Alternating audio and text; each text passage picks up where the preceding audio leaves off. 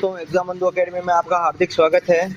और हम बात कर रहे थे राजस्थान इकोनॉमिक्स की वीडियो एग्ज़ाम के लिए। तो हमारा टारगेट था 30/30 जो मार्क्स का टारगेट था हमारा। उसके अंतर्गत हमारा जो टॉपिक चल रहा था वो चल रहा था वृहद सिंचाई परियोजनाएं एवं बहुउद्देशीय नदी घाटी परियोजनाएं था। ठीक है, उसके अंतर्गत हमने बहुउद्देशीय या फिर नदी घाटी जो परियोजनाएं हैं वो टॉपिक हम कंप्लीट कर चुके हैं। और एक वृहद सिंचाई परियोजना के अंदर इंदिरा गांधी नहर है वो कंप्लीट कर चुके हैं। अब इसके अंदर कुछ वृहद सिंचाई परियोजनाएं के अंदर कुछ बांध है, कुछ जल संशोधन कार्यक्रम है, कुछ योजनाएं हैं, कुछ जो छोटी मोटी परियोजनाएं हैं जो मध्यम और लघु जो है वो सिंचाई परियोजना के अंतर्गत भी आते हैं कुछ। तो उनके बारे में भी कुछ महत्वपूर्ण चीज़ें हैं, उसके बारे में हम चर्चा कर लेंगे ताकि हमारा जो इस टॉपिक से हैं वो कुछ भी चीज़ें बाकी नहीं बचे और एक भी प्रश्न हमारे इस टॉपिक से बाहर नहीं जाए। ठीक है, तो इस टॉपिक के लिए हमारी 1-2 क्लासेज और होगी। अभी तक हमारी 2 क्लासेज तो हमारी हो चुकी है नदी घाटी परियोजना के लिए, और 2 क्लासेज हमने IGNP के लिए 4 क्लासेज ली, और 2 क्लासेज हमारी जो अन्य बांध जल संसाधन संबंधित कार्यक्रम योजनाएं और इनसे संबंधित है वो 2 क्लासें और होगी। यानी कुल मिलाकर के टोटल 6 क्लास के अंदर हमारा ये टॉपिक है वो कंप्लीट हो जाएगा। ठीक है, मेरी जो कोशिश रहेगी वो मई महीने के अंदर है वो सिलेबस कंप्लीट करवाने की है वो कोशिश रहेगी। ठीक है, यदि आप हमारे चैनल पर पहली बार आए हो तो एग्जामबंधु एकेडमी चैनल है उसको सब्सक्राइब करें, और अधिक जानकारी के लिए टेलीग्राम चैनल है वो भी ज्वाइन करें। वहाँ पे भी महत्वपूर्ण चीज़ें PDF वगैरह सब कुछ शेयर की जाती है, तो टेलीग्राम चैनल है वो ज़रूर ज्वाइन करें।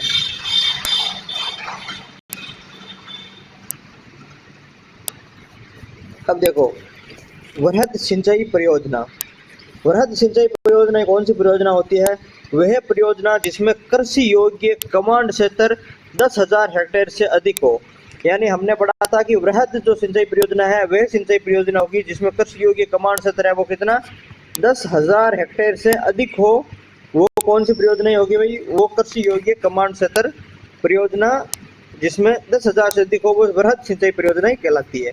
ठीक है, 2,000 से लेकर के 10,000 के मध्य हो वो अपने मध्यम सिंचाई परियोजना कहलाती है, और 2,000 से कम हो वो कौन सी लघु सिंचाई परियोजनाएं हैं वो कहलाती है।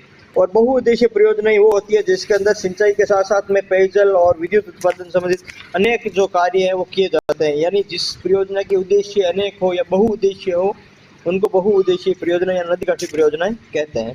ठीक है, अब देखो वृहद सिंचाई परियोजना के अंदर कौन कौन सी टॉपिक है। एक तो इंदिरा गांधी नहर परियोजना है।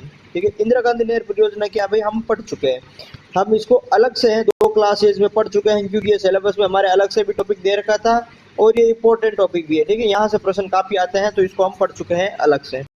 उसके बाद में गंग नहर परियोजना, इसमें हम पढ़ेंगे राजीव गांधी सिद्धमुख नहर परियोजना, सिद्धमुख रतनपुरा वितरिका, बिसलपुर परियोजना, इसरदा बांध परियोजना, नर्मदा नहर परियोजना, जाखम बांध परियोजना, गुड़गांव नहर परियोजना, भरतपुर नहर परियोजना, यमुना जल सिंचाई परियोजना, भीकाभाई सांगवाड़ा नहर, परवन वृहद सिंचाई परियोजना, धौलपुर लिफ्ट सिंचाई परियोजना।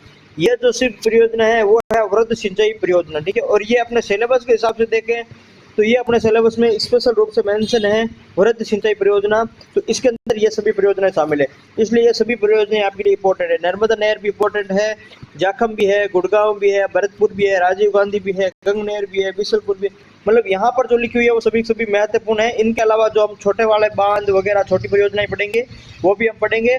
बाकी ये जो परियोजनाएं है वो हमारे लिए क्या है, ये बहुत ही महत्वपूर्ण है। ठीक है, तो इन परियोजनाओं को हम आराम से डिटेल से पढ़ेंगे। अब देखो राजीव गांधी सिद्धमुख व नहर सिंचाई परियोजना। अब देखो राजीव गांधी सिद्धमुख एवं नहर सिंचाई जो परियोजना है ये परियोजना क्या है और इसके अंदर क्या क्या आपको याद रखना है। तो देखो 1981 में पंजाब हरियाणा व राजस्थान के मध्य एक समझौते हुए उसके तहत इसका निर्माण किया गया। तो पहली बात तो आपको यही रखनी है, पंजाब हरियाणा राजस्थान के मध्य जो समझौता है उसके तहत ये परियोजना का निर्माण हुआ। कौन सी? राजीव गांधी सिद्धमुख एवं नहर सिंचाई परियोजना। ठीक है, रावी व्यास नदियों के जल बंटवारे में राजस्थान को आवंटित 8.6 MF जल, ये हम पहले भी पढ़ चुके हैं, 2-3 बार पढ़ चुके हैं कि जब रावी व्यास जो विवाद हुआ था, इराडी आयोग जब विवाद गठित हुआ था उसके तहत रावी व्यास जो नदियों का जल का बंटवारा हुआ था उसमें राजस्थान को 8.6 MF है वो पानी आवंटित हुआ था। ठीक है, ये हम पहले पढ़ चुके हैं। उसमें से 0.47 MF पानी है वो जल है वो इसका उपयोग करने हेतु ये परियोजना लाई गई है।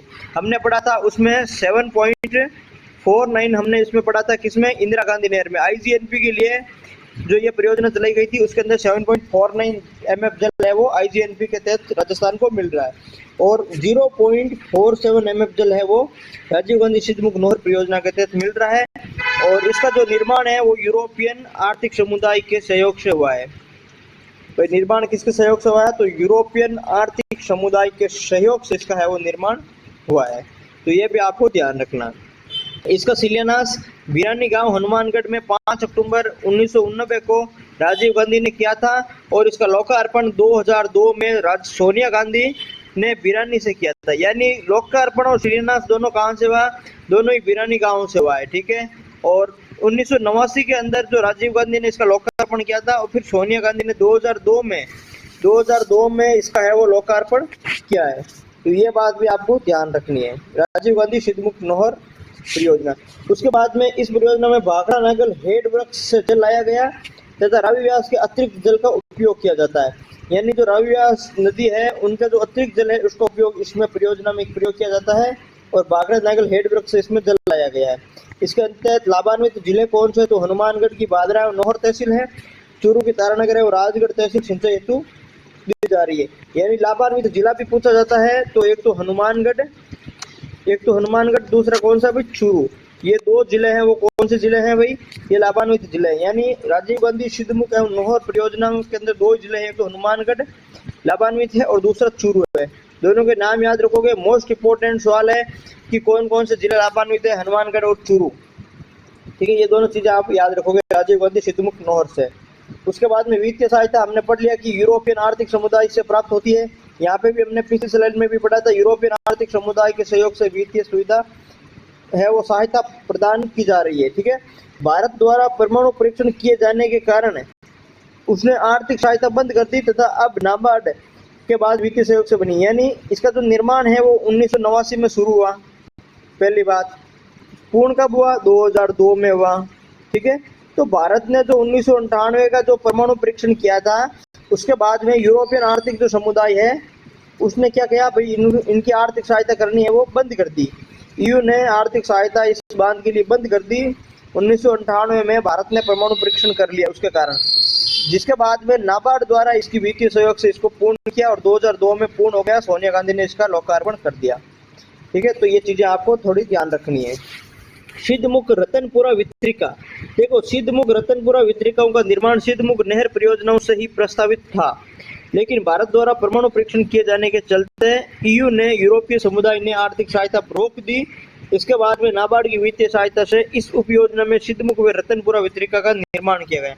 यानी वो सेम ही चीज है। ये जो ये राजीव गांधी ये सिद्धमुख नहर परियोजना, ये सिंचाई परियोजना है, उसी परियोजना का निर्माण हो रहा था। जब ईयू ने बंद कर दिया उसके बाद में नाबार्ड ने है वो इसको सहयोग शुरू किया।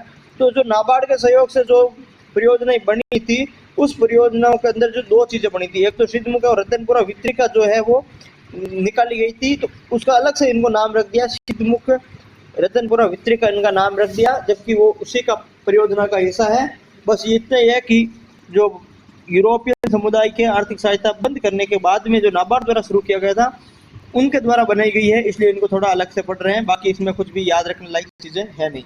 आप वो पीछे वाली योजना याद रखोगे तो उसमें से ये इसका कवर हो जाएगा। फिर देखो नर्मदा नहर परियोजना, ये परियोजना है वो काफी बार पूछी जाती है। मोस्ट इंपोर्टेंट परियोजना है नर्मदा नहर परियोजना, ठीक है। गुजरात, राजस्थान, महाराष्ट्र और मध्य प्रदेश की संयुक्त परियोजना है। मोस्ट इंपोर्टेंट है, याद रख लेना। 4 स्टेट के मध्य ये जो है वो संयुक्त परियोजना है। 4 स्टेट का नाम याद रखोगे, राजस्थान, गुजरात, महाराष्ट्र और मध्य प्रदेश। इसका उपनाम क्या है भाई? सरदार सरोवर परियोजना या फिर मारवाड़ की जीवन रेखा। मोस्ट इंपोर्टेंट है ये परियोजना, ठीक है। नर्मदा नहर परियोजना मोस्ट इंपोर्टेंट है। उपनाम है सरदार सरोवर परियोजना और मारवाड़ की जीवन रेखा। ये उपनाम याद रखना है। 4 स्टेट याद रखना है, गुजरात, राजस्थान, महाराष्ट्र, मध्य प्रदेश, ठीक है। देखो राजस्थान ये है, तो राजस्थान जैसे ये राजस्थान है तो आप ये देखोगे कि जो राजस्थान का जो पड़ोसी राज्य है, जैसे ये है गुजरात, ये है भाई गुजरात, राजस्थान का पड़ोसी राज्य है गुजरात। ये है एमपी, ठीक है, यहाँ पर है एमपी। जैसे ये है नर्मदा नहर, मान लो कि ये है जैसे महाराष्ट्र मान लो, ठीक है, ये हो गया महाराष्ट्र। गुजरात के पास में कौन सा हो गया भाई? महाराष्ट्र हो गया, ठीक है, ये हो गया महाराष्ट्र। अब ये जैसे ये नहर परियोजना जैसे यहाँ पर निकाली गई है, ये जालौर जालौर बाड़मेर में ये नर्मदा नहर परियोजना निकाली गई है। तो इसके अंदर एक तो देखो महाराष्ट्र काम आएगा MH, एक जीज है गुजरात और एक MP और एक राजस्थान। ठीक है, तो गुजरात और MP तो राजस्थान के पड़ोसी 3 स्टेट तो वो हो गई, और एक चौथा बचा कौन सा, महाराष्ट्र। ये 4 स्टेट नर्मदा नहर परियोजना से संबंधित है। ठीक है, उपनाम मैंने बता दिया, सरदार सरोवर परियोजना याद रखना है और मारवाड़ की जीवन रेखा भी याद रखना है। उद्गम कहाँ से होता है, तो सरदार सरोवर बांध है गुजरात के अंदर, वहां से नहरों के द्वारा इसमें पानी लाया गया है, तो वहां से उद्गम होता है। यानी सरदार सरोवर बांध से उद्गम होता है, इसलिए इसका नाम ही सरदार सरोवर परियोजना है वो रखा गया है। और वैसे नर्मदा नदी पर बना हुआ है सरदार सरोवर बांध, तो इसका नाम नर्मदा नहर परियोजना भी कर दिया गया है। ठीक है, तो ये चीजें आपको याद रखनी है। राजस्थान के अंदर लाभान्वित जिले सांचौर और बाड़मेर है। अब ये जैसे सांचौर जिला खत्म हो गया तो आप ये मान सकते हो कि जालौर वे बाड़मेर है। ठीक है, जालौर है वो बाड़मेर है, इनका जो लाभान्वित जिला है वो याद है, मतलब आपको याद रखना। एक तो हनुमानगढ़ और चूरू इसमें था, हनुमानगढ़ और चूरू तो किसमें था, सिद्धपुरा वितरिका में था जिले, और जालौर और बाड़मेर किसका है भाई, नर्मदा नहर का है। ठीक है, दोनों चीजें याद रखोगे, दोनों ही मोस्ट इंपोर्टेंट है। तो जालौर और बाड़मेर इनका लाभान्वित है। सर्वाधिक लाभान्वित जिला कौन सा है, तो जालौर जिला है वो सर्वाधिक लाभान्वित जिला है। दोनों में से अगर ज्यादा लाभान्वित पूछे तो जालौर है, फिर बाड़मेर है।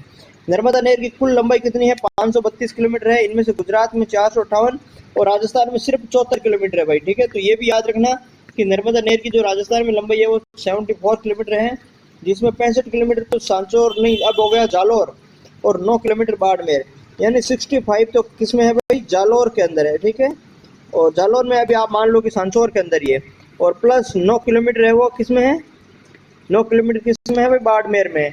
तो राजस्थान में इसकी लंबाई कितनी है, 74 किलोमीटर है, मोस्ट इंपोर्टेंट है, आप याद रखना। ठीक है, काफ़ी लोग कमेंट कर रहे हैं कि सर इसके अंदर काफ़ी अनोशन हो जाता है, काफ़ी जो है वो पेन से लिखने के बाद में ये PDF सही नहीं आती है या फिर सही से समझ नहीं आती है। तो मेरा ये मानना है कि अगर आप इसको PDF को सही से देख रहे हैं तो सारी चीज़ें आपको समझ आ रही है। उसके बाद में यदि इस टेलीग्राम पे इसमें PDF को एकदम क्लीन PDF है, वो ओरिजिनल PDF है, वो मैं टेलीग्राम पे अपलोड कर दूंगा, वहाँ से आप उसको पढ़ सकते हो, प्रिंट करा सकते हो, या आपके हिसाब से इन्हीं के शॉर्ट नोट से वापस बना सकते हो। ठीक है, जो जो चीज़ें मैं आपको बता रहा हूँ कि ये चीज़ें आपको याद रखनी है और ये कोई ज़रूरी नहीं है ये छोड़नी है, ये सिर्फ आपकी जानकारी के लिए। तो उन चीज़ों को आप है वो शॉर्ट नोट्स के अंदर भी आप लिख सकते हो साथ साथ में।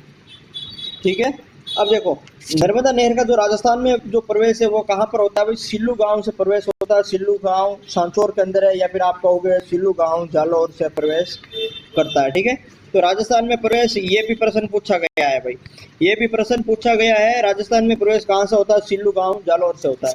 यानी पहला प्रश्न पूछा हुआ है, 4 स्टेट परियोजना पूछा हुआ है, उपनाम मारवाड़ की जीवन रेखा पूछा हुआ है, लाभान्वित जिले पूछा हुआ है जालौर बाड़मेर, कुल लंबाई 532 में राजस्थान की लंबाई कितनी है, 74 किलोमीटर, ये भी पूछा हुआ है। उसके बाद में प्रवेश सिल्लू गांव जालौर, ये भी पूछा हुआ है। 27 मार्च 2008 को भव्य समारोह में पानी की पहली बार राजस्थान में प्रवाहित किया गया। यानी राजस्थान में पहली बार पानी कब आया था, नर्मदा नहर परियोजना के तहत 27 मार्च 2008, ये भी पूछा हुआ प्रश्न है। ठीक है, सिल्लू गांव में भव्य नर्मदेश्वर धाम की स्थापना की गई, ये भी याद रखना। ठीक है, नर्मदेश्वर जो है धाम है उसकी स्थापना सिल्लू गांव में की गई, ये भी याद रखना। ये राजस्थान की पहली परियोजना है जिसमें संपूर्ण सिंचाई फुहारा पद्धति या स्प्रिंकलर सिस्टम से की जाती है। भाई मोस्ट इंपॉर्टेंट है, 3-4 बार प्रश्न पूछा हुआ है ये। ठीक है, ये प्रश्न मोस्ट इंपॉर्टेंट है कि राजस्थान की ऐसी कौन सी पहली परियोजना है जिसमें सबसे पहले संपूर्ण सिंचाई फुहारा पद्धति या स्प्रिंकलर सिस्टम से की जाती है। मोस्ट इंपॉर्टेंट है, याद रख लेना।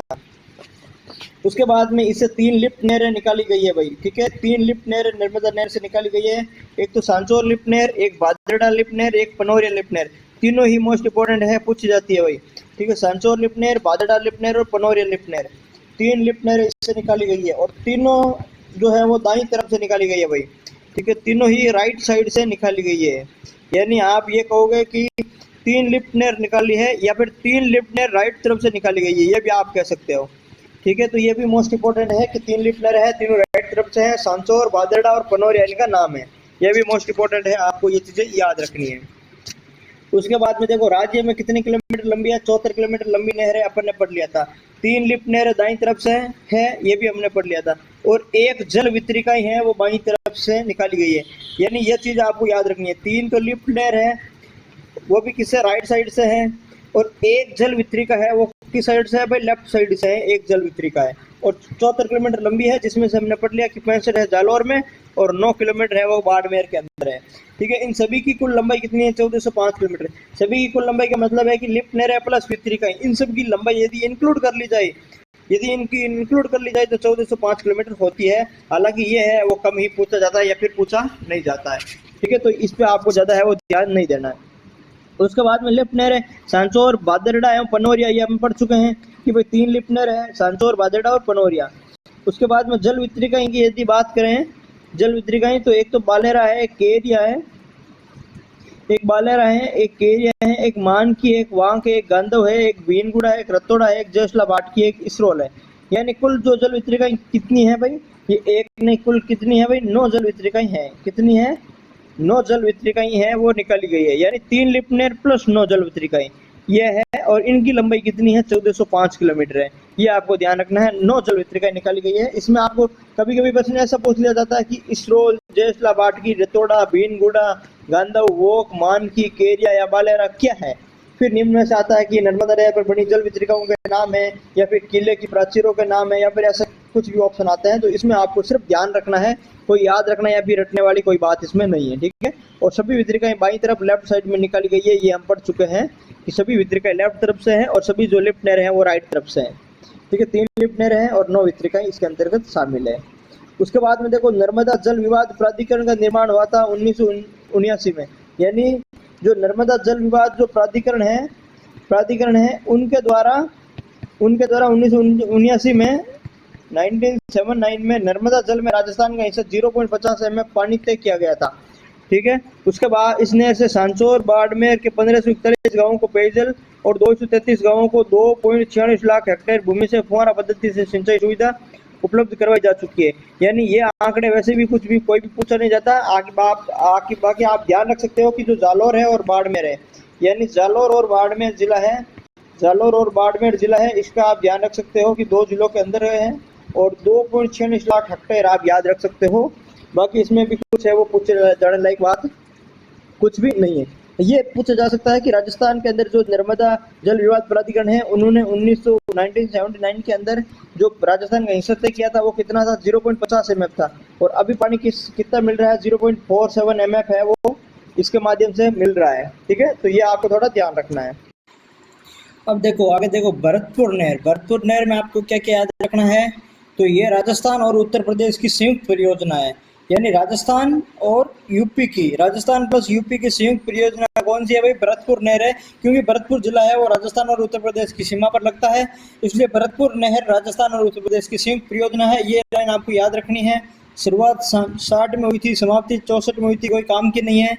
इसका उद्गम यमुना नदी से निकलने वाली आगरा नहर से होता है, यानी भरतपुर नहर है उसका उद्गम किससे होता है भाई, यमुना नदी से एक आगरा नहर निकलती है और आगरा नहर से जो उद्गम होता है वो होता है भरतपुर नहर का। तो ये आपको थोड़ा ध्यान रखना है। ठीक है, उसके बाद में नहर की कुल लंबाई 28 किलोमीटर, जिसमें यूपी में 16 और राजस्थान में कितनी भाई 12 किलोमीटर है।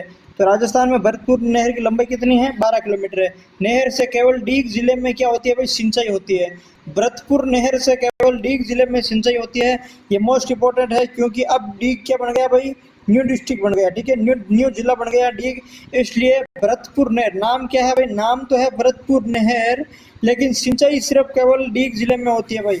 ये मोस्ट इंपॉर्टेंट है, ये आप याद रखना। हालांकि अभी तक ऐसा प्रश्न बना नहीं है, लेकिन अब नए जिले बन गए हैं तो आने वाले टाइम में ये प्रश्न जरूर बनेगा। ठीक, अब देखो गुड़गांव नहर किन किन के मध्य है, तो राजस्थान और हरियाणा की संयुक्त परियोजना। भाई नाम से स्पष्ट है, गुड़गांव शहर है वो कहाँ का है, हरियाणा का है। तो गुड़गांव नहर राजस्थान और हरियाणा की संयुक्त परियोजना है। वर्तमान में इसका नाम पश्चिमी यमुना लिंक नहर कर दिया, यानी अगर ये नाम भी आ जाए, पश्चिमी यमुना लिंक नहर आ जाए, तो भी हमारा जो है वो गुड़गांव नहर और या फिर पश्चिमी यमुना लिंक नहर दोनों एक ही चीज़ है, और दोनों जो है राजस्थान हरियाणा की संयुक्त परियोजना है। यमुना नदी से ओखला हेड वृक्ष दिल्ली से निकाली गई है भाई।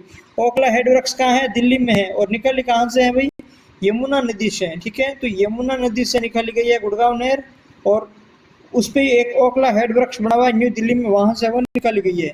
66 में कार्य स्वरूप, 85 में पूर्ण हुआ। राजस्थान में कुल लंबाई कितनी है भाई, 53 किलोमीटर है, यानी 53 किलोमीटर है वो राजस्थान में। इसकी लंबाई है। जबकि भरतपुर नहर की कितनी किलोमीटर थी भाई, 12 किलोमीटर थी, वो राजस्थान में लंबाई थी। तो 53 किलोमीटर है वो गुड़गांव नहर की राजस्थान के अंदर क्या है, लंबाई है। और हरियाणा में कितनी है, 88 किलोमीटर है।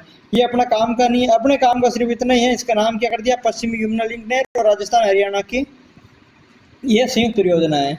उसके बाद में राजस्थान में इसका प्रवेश कहाँ होता है, तो जुरेरा कामा डीग से होता है भाई। कहाँ से होता है राजस्थान में इसका प्रवेश, क्योंकि गुड़गांव जो नहर है और राजस्थान हरियाणा के जो है वो संयुक्त परियोजना है जुरेरा। और जुरेरा कहाँ स्थित है भाई, कामा में है। कामा किस जिले में, डीग में, ठीक है। यानी जो कामा डीग से है इसका है वो प्रवेश हो रहा है जुरेरा गांव से।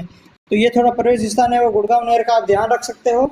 उसके बाद में अजान बांध व गन्ना पक्षी विहार को जलापूर्ति होती है भाई, ठीक है। तो अजान बांध और गन्ना पक्षी विहार को जलापूर्ति किससे होती है, एक तो होती है अपने क्या नाम है इसका, जो है वो गुड़गांव नहर, या फिर इसको कहेंगे पश्चिमी यमुना लिंक नहर, या फिर जो बंद बारेटा बांध आता है, बंद बारेटा बांध, ठीक है। बंद बारेटा जो बांध है उसी से भी इनमें यहाँ पर क्या होती है भाई, जलापूर्ति भी होती है, ठीक है। डीग जिले की डीग व कामा तहसीलों में इसकी सिंचाई होती है। गुड़गांव नहर में सिंचाई किसकी होती है भाई, गुड़गांव नहर से। तो डीग जिले की डीग और कामा जो दो तहसील हैं उसमें इससे सिंचाई होती है। 1994 के यमुना जल बंटवारे के तहत यमुना जल में राजस्थान का हिस्सा 11.9 करोड़ घन मीटर है भाई, ठीक है। हालांकि यह प्रश्न ये भी नहीं पूछा जाता है। यानी भरतपुर नहर से सिंचाई कहाँ होती है, डीग जिले में। और गुड़गांव नहर से सिंचाई भी कहाँ होती है, वो भी डीग जिले में। कौन सी, एक तो डीग तहसील और एक कौन सी, कामा तहसील। इन दोनों में क्या होता है भाई, भरतपुर नहर से है वो, सॉरी गुड़गांव नहर से है वो सिंचाई होती है, जबकि डीग के अंदर है वो भरतपुर नहर से सिंचाई होती है। प्रवेश कहाँ है भाई, जुरेरा कामा के अंदर ये प्रवेश है। तो ये थोड़ा आपको ध्यान रखना है। उसके बाद में देखो गंग नहर। गंग नहर भी क्या है, गंग नहर भी एक महत्वपूर्ण नहर है और राजस्थान की यह प्रथम नहर परियोजना है भाई, ठीक है। इसलिए ये इंपॉर्टेंट हो जाती है कि राजस्थान की जो प्रथम नहर परियोजना कौन सी है, तो वो गंग नहर है, इसलिए ये थोड़ी इंपॉर्टेंट हो जाती है। इसका पुराना नाम क्या था भाई, बीकानेर था, और ये चूने से बनी नहर है। यानी गंग नहर का पुराना नाम बीकानेर नहर था और ये चूने से बनी हुई नहर है। अब देखो इसका निर्माण किसने करवाया था, महाराजा गंगा सिंह द्वारा 1921 से 1927 के मध्य क्या करवाया भाई, इसका है वो निर्माण करवाया। गंगा सिंह द्वारा 1921 से 1927 के मध्य निर्माण करवाया था। ये जो नहर है वो सतलज नदी पर हुसैनीवाला फिरोजपुर पंजाब से निकल गई है। यानी हुसैनीवाला से ये जो है वो नहर निकल गई है, ठीक है। हुसैनीवाला या फिरोजपुर पंजाब से ये नहर है वो निकल गई है और सतलज नदी पर है। हुसैनीवाला से शिवपुर हेड यानी गंगानगर तक 129 किलोमीटर की लंबाई है। यानी हुसैनी जो वाला है वहां से ये नहर निकाली गई है और शिवपुर हेड तक है यानी गंगानगर तक 129 किलोमीटर इसकी क्या है, लंबाई है, जिसमें 112 पंजाब के अंदर है और 17 किलोमीटर है वो राजस्थान के अंदर है, ठीक है। तो गंगा नहर की जो राजस्थान में लंबाई कितनी है फिर 17 किलोमीटर है। कितनी है, सिर्फ 17 किलोमीटर है। वो हुसैनीवाला से निकल गई और शिवपुरा हेड गंगानगर तक है वो ये लाई गई थी। 129 किलोमीटर जो बिछाई गई थी, जिसमें 112 पंजाब में और 17 अपने राजस्थान के अंदर है। सतलज नदी पर है। हुसैनीवाला बांध कहाँ है भाई, हुसैनीवाला वो है सतलज नदी पर है, फिरोजपुर पंजाब से वो है, ठीक है। इसका पुराना नाम बीकानेर नहर था। वर्तमान में राजस्थान की ये प्रथम परियोजना है और महाराजा गंगा सिंह द्वारा 1921 से 1927 के मध्य इसका निर्माण है वो करवाया गया, ठीक है। मोस्ट इंपॉर्टेंट है, याद रखोगे। जो है गंग नहर का विस्तार अनूपगढ़ तक है। इसकी कुल लंबाई 292 किलोमीटर है। यानी कुल लंबाई कितनी है, 292 किलोमीटर है। और इसका विस्तार कहाँ तक हो गया भाई, अनूपगढ़ तक हो गया है। और कुल लंबाई भी कितनी हो गई है भाई, 292 किलोमीटर है वो हो गई है। इसकी सभी शाखाओं एवं वितरिकाओं सहित राजस्थान में कुल लंबाई है वो 1153 किलोमीटर की है। यानी यदि गंग नहर की सभी शाखाएं की बात करें या यदि सभी वितरिकाओं की बात करें तो उनके सहित राजस्थान में इनकी लंबाई कितनी हो जाएगी भाई, 1153 किलोमीटर हो जाएगी। हालांकि यह जो लंबाई है वो दोनों ही पूछी नहीं जाती है, ठीक है। बीकानेर के शुष्क नहर प्रदेश में नहर लाने का प्रथम विचार 1885 में पंजाब की इंजीनियर कर्नल डोयस द्वारा दिया गया था, ठीक है। तो बीकानेर में शुष्क प्रदेश में नहर लाने का प्रथम विचार किसने दिया था, 1885 में पंजाब के इंजीनियर कर्नल डोयस ने दिया था। 4 सितंबर 1920 को बीकानेर रियासत पंजाब एवं बहावलपुर प्रांत के मध्य सतलज नदी के पानी को लेकर सतलज घाटी समझौता हुआ था भाई। किन किन के मध्य हुआ, तो एक तो बीकानेर रियासत को लेकर एक पंजाब और एक बहावलपुर प्रांत, ठीक है। पंजाब, बहावलपुर और बीकानेर इन रियासतों के मध्य क्या है भाई, सतलज नदी को पानी को लेकर के सतलज घाटी समझौता है वो हुआ था, जिसके तहत महाराजा गंगा सिंह के कहने पर गंगा नहर का प्रारूप कंवर सेन ने बनाया था भाई, ठीक है। इसके तहत जो सतलज नदी पानी है उस पर सतलज घाटी समझौता हुआ और महाराजा गंगा सिंह के कहने पर गंग नहर का प्रारूप किसने बनाया भाई? कंवर सेन ने वो बनाया है। तो ये भी इंपॉर्टेंट है, याद रखना। उसके बाद में देखो 5 सितंबर 1921 को महाराजा गंगा सिंह ने हुसैनीवाला से गंग नहर की नींव रखी भाई। ठीक है, तो नींव किसने रखी भाई? नींव महाराजा गंगा सिंह ने रखी थी 5 सितंबर 1921 को। हुसैनीवाला से है वो नींद रखी थी, नींव रखी थी। ठीक है, उसके बाद में देखो राजस्थान में प्रवेश खक्का गांव गंगानगर से। देखो ये जो इम्पोर्टेंट प्रवेश है ना, ये प्रवेश जो जहाँ पे भी है वो सभी का प्रवेश है वो इम्पोर्टेंट है। ठीक है, तो एक तो आईजीएनपी का इम्पोर्टेंट है प्रवेश और एक ये गंग नहर है इसका भी प्रवेश है वो इम्पोर्टेंट है। तो राजस्थान में प्रवेश है वो खक्का गांव गंगानगर से हुआ था, पहली बात। दो दूसरा देखो इसकी 4 शाखाएं हैं, कौन कौन सी? करणी जी, लालगढ़, शमीजा और लक्ष्मी नारायण जी। ये भी मोस्ट इंपोर्टेंट है भाई, 4 शाखाएं हैं। तो इसकी 4 शाखाएं हैं कौन कौन सी? एक तो करणी जी है, एक लालगढ़, एक समीजा, एक लक्ष्मी नारायण जी है। तो ये चारों शाखा क्या है? मोस्ट इंपोर्टेंट शाखा है। ठीक है, गंग नहर लाने का श्रेय महाराजा गंगा सिंह को है, इसलिए इसका नाम गंग नहर पड़ा। नेहरू ने महाराजा गंगा सिंह को आधुनिक भारत का भागीरथ कहा है भाई। ठीक है, तो महाराजा गंगा सिंह को जवाहरलाल नेहरू ने क्या कहा भाई? आधुनिक भारत का भागीरथ कहा है। ठीक है, तो नेहरू जी द्वारा गंगा सिंह को आधुनिक भारत का भागीरथ कहा है। ये लाइन इंपॉर्टेंट है, आपको याद रखनी है। पहली बात, गंग नहर लाने के श्रेय किसको है? गंगा सिंह को है, इसलिए इसका नाम गंग नहर पड़ा। ठीक है, 4 शाखाएं हैं, करणी जी, लालगढ़, समीजा और लक्ष्मी नारायण जी, याद करना। राजस्थान में प्रवेश खक्का गांव कहाँ पर है भाई? गंगानगर के अंदर स्थित है, तो ये भी आपको याद करना। गंग नहर का उद्घाटन किसने किया? तो लॉर्ड इरविन द्वारा शिवपुर हेड पर 26 अक्टूबर 1927 को किया था और इरविन ने इसी दिन रामनगर कस्बे का नाम गंगानगर है वो रखा है। ठीक है, तो जो रामनगर कस्बे का नाम है वो वर्तमान में क्या भाई? गंगानगर है। तो ये थोड़ा इंपॉर्टेंट है, याद रख लेना कि उद्घाटन इरविन द्वारा शिवपुर हेड पर किया गया था। ठीक है, और नेहरू द्वारा आधुनिक भारत का भागीरथ किसको कहा जाता है? तो महाराजा गंगा सिंह को है वो कहा जाता है। इतनी बात आपको ध्यान रखनी है। फिर भारत पाक जो विभाजन से पहले के जो बंटवारा है उसके अनुसार रावी व्यास नदियों के पानी में इस नहर का हिस्सा कितना था भाई? 1.11 MF था। यानी भारत पाक विभाजन से भी पहले जो बंटवारे हुए थे उसके अनुसार रावी व्यास नदियों के पानी में जो नहर का हिस्सा है वो कितना था भाई? 11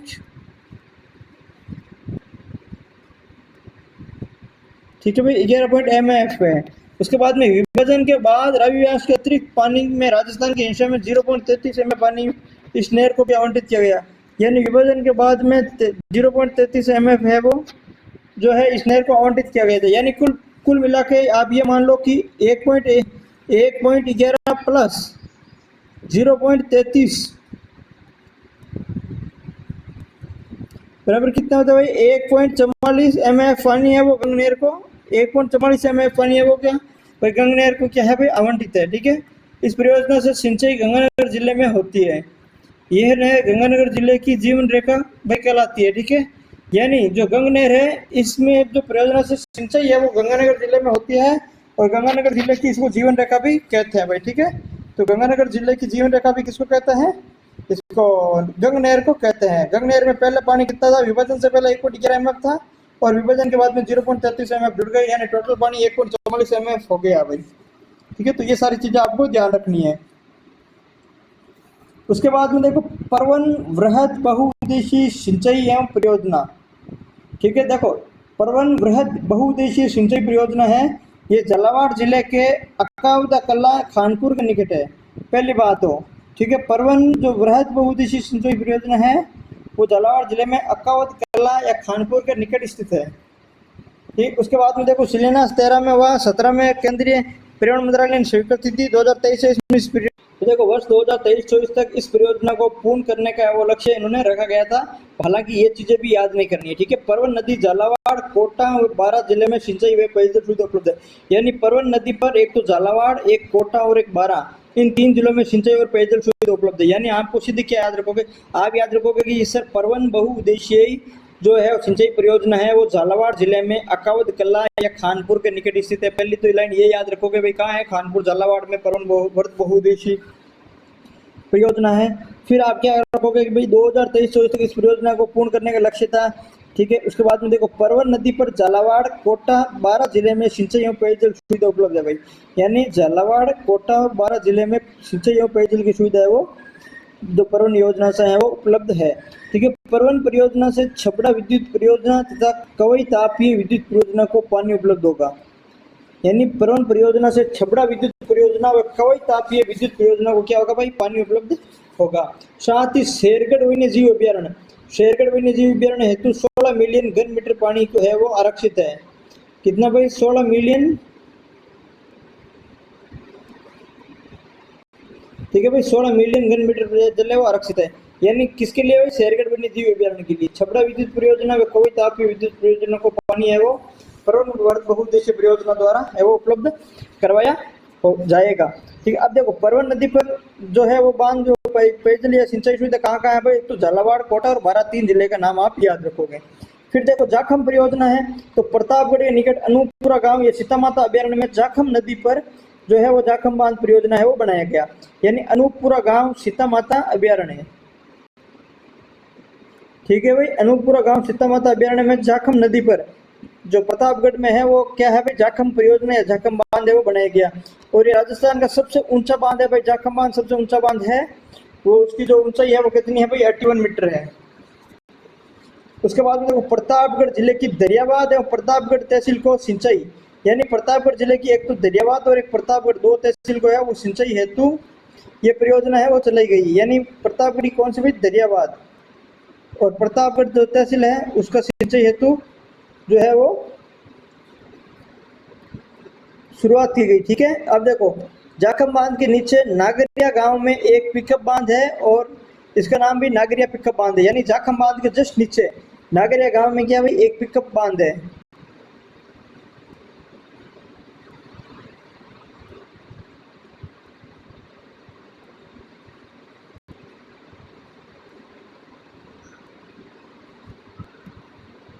अब देखो जिसके दोनों ओर 2 नहरें निकाली गई है, इससे प्रतापगढ़ एवं उदयपुर में सिंचाई होती है। यानी जो जाखम परियोजना है इसके अंदर आपको क्या याद रखना है कि ये प्रतापगढ़ के निकट अनूपपुरा गांव सीतामाता अभ्यारण्य में जाखम नदी पर बना हुआ है। जाखम बांध राजस्थान का सबसे ऊंचा बांध है जिसकी 81 मीटर है वो ऊंचाई है। और ये जो परियोजना है वो प्रतापगढ़ जिले की दरियाबाद और प्रतापगढ़ तहसील में सिंचाई हेतु वो इसका निर्माण किया गया था। जाखम बांध के नीचे नगरिया गांव में एक पिकअप बांध बना हुआ है, उसका नाम नगरिया पिकअप बांध रखा गया है भाई। और जाखम बांध के दोनों ओर 2 परियोजना या फिर 2 नहर निकाली गई है, उसमें से प्रतापगढ़ और उदयपुर में क्या होती है भाई, सिंचाई होती है। इस बांध का निर्माण क्या है भाई, जनजातीय उपयोजना या टीएसपी के तहत हुआ है भाई। ठीक है, इस बांध का निर्माण जनजातीय उपयोजना, किस बांध का निर्माण भाई, जाखम बांध का निर्माण जनजातीय उपयोजना टीएसपी के तहत हुआ है। अतः इसका सर्वाधिक लाभ है वो आदिवासियों को समर्पित है। यानी जाखम बांध का सर्वाधिक लाभ है वो किसको समर्पित है भाई, आदिवासियों को समर्पित है। इस पर 2 लघु उपवन इकाइयां बनी हुई है, स्थापित की गई है, उसकी क्षमता 5.5 मेगावाट स्थापित की गई है भाई। ठीक है, तो दो लघु उपवन इकाइयां हैं, क्षमता है 5.5 मेगावाट। ठीक है, सर्वाधिक लाभ आदिवासियों को समर्पित है। बांध का निर्माण जनजातीय उपयोजना के तहत हुआ है। दोनों तरफ 2 नहर निकाली गई है। प्रतापगढ़ और उदयपुर में क्या होती है भाई, उसे सिंचाई होती है। उसके बाद में देखो इंदिरा लिफ्ट परियोजना। इस परियोजना के तहत सवाई माधोपुर जिले में कसेड़ गांव के निकट चंबल नदी पर एक पानी को 125 मीटर लिफ्ट कर